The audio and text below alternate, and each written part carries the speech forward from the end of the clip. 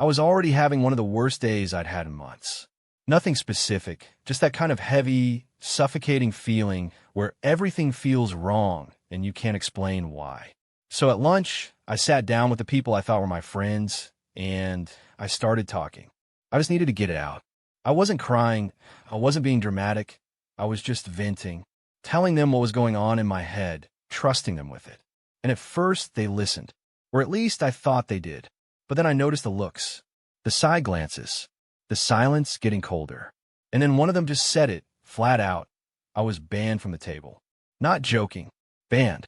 Because my, quote, depressing mindset was triggering their trauma. I just sat there for a second, completely frozen. Like, I'm sorry, what? I wasn't asking them to fix me.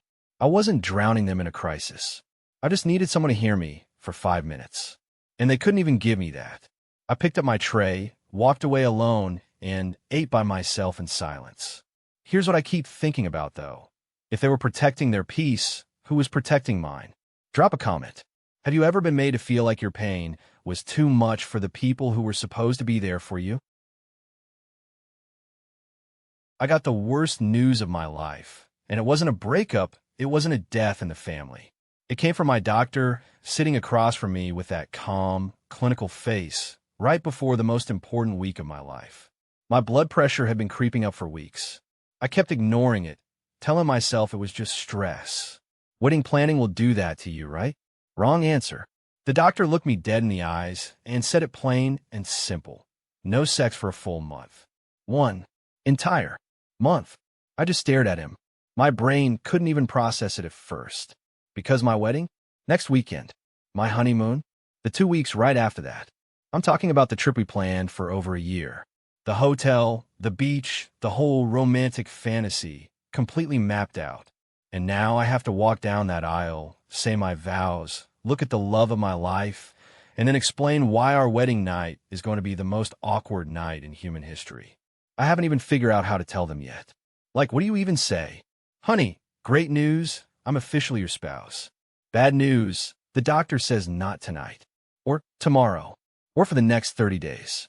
I honestly don't know whether to laugh or cry. So tell me, what would you do in my position? I got scammed. Not by some shady guy on the internet. Not by a sketchy email. By a literal Girl Scout. Standing right in front of the grocery store, looking absolutely precious in her little uniform. Big smile, cute little table, the whole setup. I thought, okay, this is adorable. I'll be a good person today. So I bought 5 boxes. 5. I handed her the money. She thanked me. Her mom grabbed the bags, and they both walked off. Sweet, right? I felt good about myself the whole drive home. I'm out here supporting kids, making a difference. I set the boxes on the kitchen counter, already thinking about which flavor I was opening first. I grab the first box, feels a little off, a little heavy. I open it. Rocks. Literal rocks. I open the second one. More rocks. I go through all 5 boxes. Every single one. Nothing but rocks. That little girl looked me dead in the eyes, smiled, and handed me 5 boxes of gravel. Her mom wasn't on it. They were already gone by the time I even got home. I had been completely, professionally, ruthlessly scammed by a child. So tell me, would you have gone back to find them, or just taken the L?